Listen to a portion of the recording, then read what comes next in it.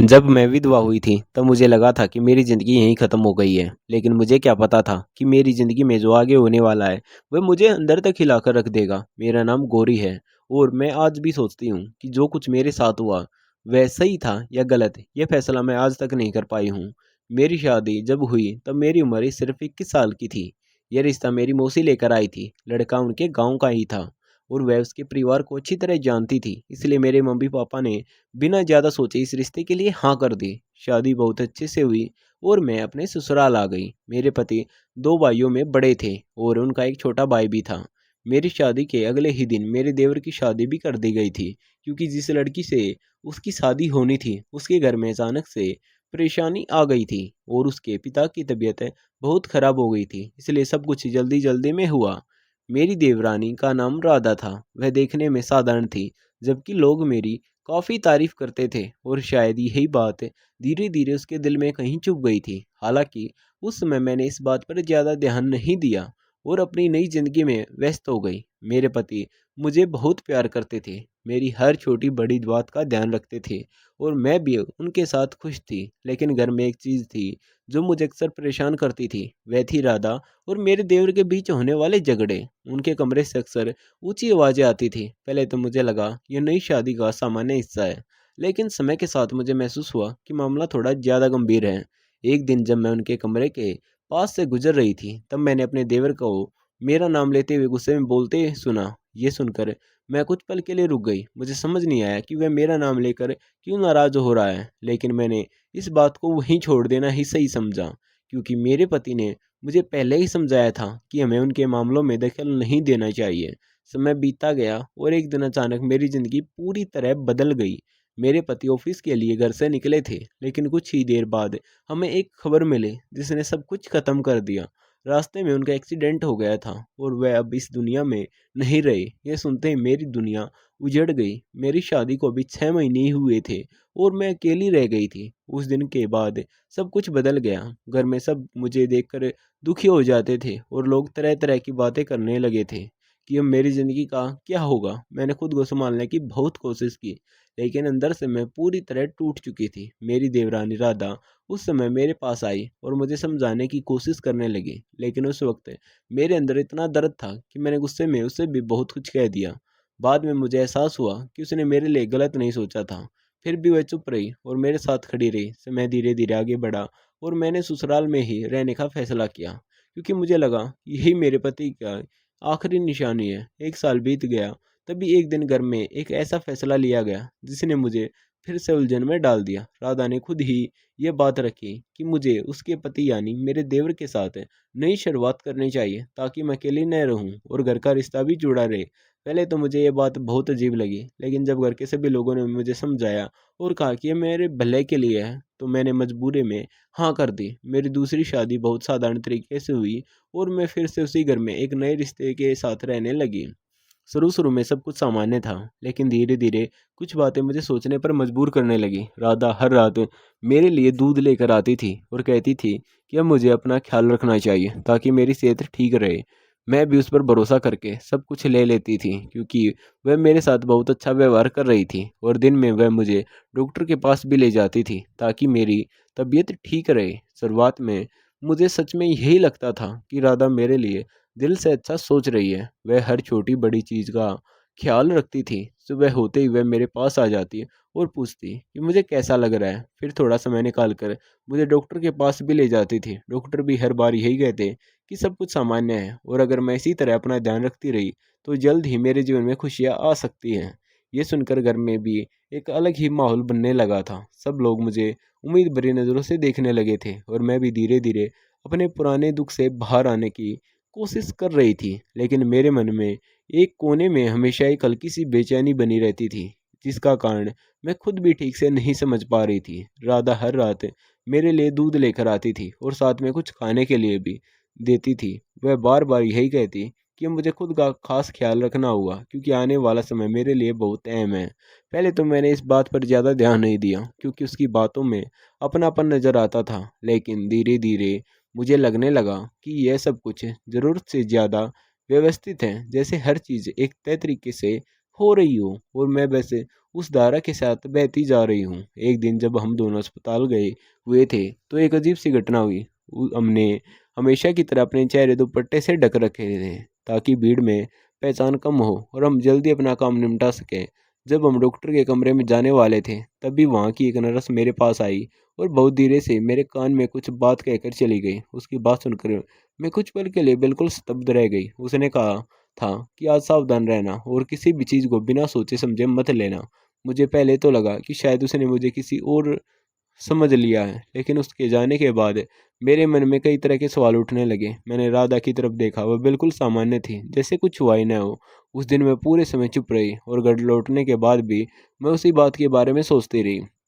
रात को जब रात हमेशा की तरह दूध लेकर आई तो मैंने बिना कुछ कहे उसे ले लिया, लेकिन इस बार मैंने मन ही मन तय कर लिया कि मैं पूरी तरह सतर्क रहूंगी। मैंने ऐसा जताया जैसे सब कुछ पहले जैसा ही है, लेकिन अंदर ही अंदर मैं हर छोटी चीज को ध्यान से देखने लगी। उस रात मैंने दूध को वैसे ही रखा रहने दिया और सोने का नाटक करने लगी। कुछ देर बाद कमरे का माहौल बिल्कुल शांत हो गया, लेकिन मेरे मन में उठ रहे सवाल मुझे सोने नहीं दे रहे थे। थोड़ी देर बाद मुझे हल्की सी आहट महसूस हुई, जैसे कोई बहुत धीरे से कमरे में आया हो। मेरा दिल तेजी से धड़कने लगा। मैंने अपनी आंखें बंद ही रखी और बिना दिल हिले डुले लेटी रही। मुझे ऐसा लगा जैसे कोई मेरे पास आकर खड़ा हो गया हो। उस पल मुझे पहली बार डर का एहसास हुआ, लेकिन मैंने खुद को संभाले रखा और ये जानने की कोशिश करती रही कि आखिर ये सब क्या हो रहा है। मुझे समझ नहीं आ रहा था कि जो कुछ मैं महसूस कर रही हूँ वह सच है या मेरा भ्रम, लेकिन इतना ही जरूर था कि अब मेरे मन में शक की जगह बन चुकी थी और मैं सच्चाई जाने बिना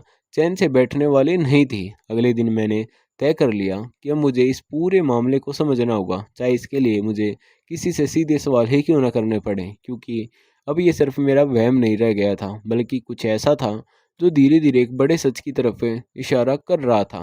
अगले दिन मैंने तय कर लिया कि अब मुझे सच्चाई जाननी ही होगी, क्योंकि अब यह सिर्फ शक नहीं रहा था, बल्कि हर छोटी बात किसी बड़े राज की तरफ इशारा कर रही थी। मैं पूरे दिन राधा को ध्यान से देखती रही। वह पहले की तरह ही सामान्य थी, वही मीठी बातें, वही मेरा ख्याल रखने का तरीका, लेकिन अब मुझे उसकी हर बात के पीछे कुछ छुपा हुआ महसूस होने लगा था। मैं सीधे उसे कुछ पूछना नहीं चाहती थी, क्योंकि अगर वह सच में कुछ छुपा रही थी तो वह मुझे सच नहीं बताती। इसलिए मैंने सबसे पहले अपने पति से बात करने का फैसला किया। रात को जब हम दोनों कमरे में थे तब मैंने धीरे धीरे सारी बातें उन्हें बता दी। मैंने नर्स की बात भी बताई और यह भी कहा कि मुझे कुछ अजीब सा महसूस हो रहा है, जैसे सब कुछ है वैसा नहीं है जैसा दिख रहा है। मेरी बात सुनकर वह कुछ देर के लिए चुप हो गए। फिर उन्होंने जो कहा उसे सुनकर मेरे पैरों तले जमीन खिसक गई।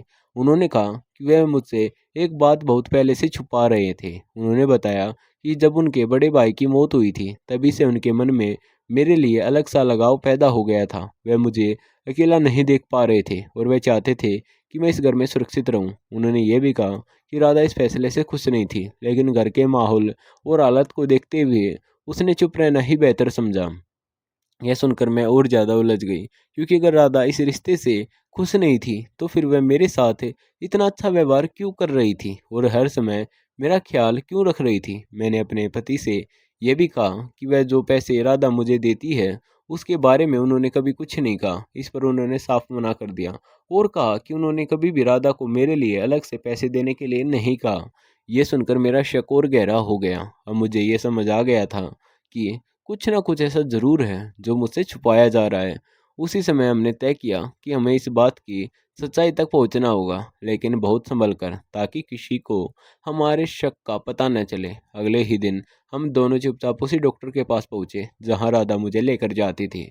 इस बार मैंने अपना चेहरा ढका हुआ था ताकि कोई मुझे तुरंत पहचान न सके। वहां पहुंचकर हमने डॉक्टर से सामान्य बातचीत शुरू की और धीरे धीरे बात को उस दिशा में ले गई जहाँ से हमें सच्चाई मिल सकती थी। पहले तो डॉक्टर ने कुछ भी बताने से मना कर दिया, लेकिन जब हमने उसे यह भरोसा दिलाया कि हम सिर्फ सच्चाई जानना चाहते हैं और किसी को नुकसान नहीं पहुंचाना चाहते, तो वह थोड़ा घबरा गई। उसके चेहरे के भाव बदलने लगे और फिर उसने जो कहा उसे सुनकर मेरा दिल बैठ गया। उसने बताया कि राधा उससे मेरे बारे में अलग तरह की बात करती थी। उसने कहा कि मुझे ऐसी दवा दी जाए जिससे मेरी सेहत पर गहरा असर पड़े और मैं कभी पूरी तरह ठीक न रह सकूं। यह सुनकर मुझे ऐसा लगा जैसे मेरे पैरों के नीचे से ज़मीन खिसक गई हो। मैं कुछ पल के लिए बोल ही नहीं पाई।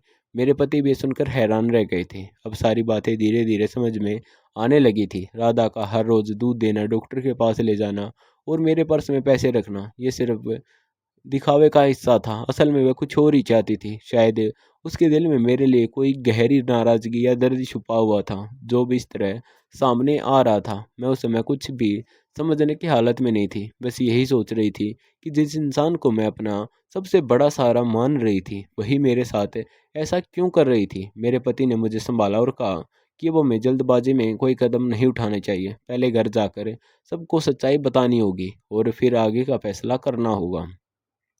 मैं चुपचाप उनकी बात सुनती रही, क्योंकि अब मेरे पास सोचने को भी ताकत नहीं बची थी। मेरे मन में सिर्फ एक ही सवाल घूम रहा था कि आखिर राधा के दिल में मेरे लिए इतना दर्द क्यों था, और क्या सच में वह इतनी बदल चुकी थी जितना मैं अब उसे समझने लगी थी। घर लौटते समय मेरा मन पूरी तरह भारी हो चुका था। रास्ते भर मैं खामोश रही और बस वही सब सोचती रही जो भी कुछ देर पहले हमें पता चला था। मुझे समझ नहीं आ रहा था कि जिस इंसान पर मैंने आंख बंद करके भरोसा किया, वही मेरे साथ ऐसा कैसे कर सकता है। घर पहुंचते ही मेरे पति ने बिना देर किए सबको एक जगह इकट्ठा किया और बहुत शांति से पूरी बात बताई। पहले तो किसी को विश्वास ही नहीं हुआ, लेकिन जब उन्होंने विस्तार से समझाया और अपने अंदाज में सारी बातें सामने रखी, तो माहौल एकदम बदल गया। सबकी नजरें राधा की तरफ चली गई। वह कुछ देर तक चुप खड़ी रही, जैसे शब्द ही खत्म हो गए हों। फिर धीरे से उसने बोलना शुरू किया। उसकी आवाज़ में पहले जैसा आत्मविश्वास नहीं था।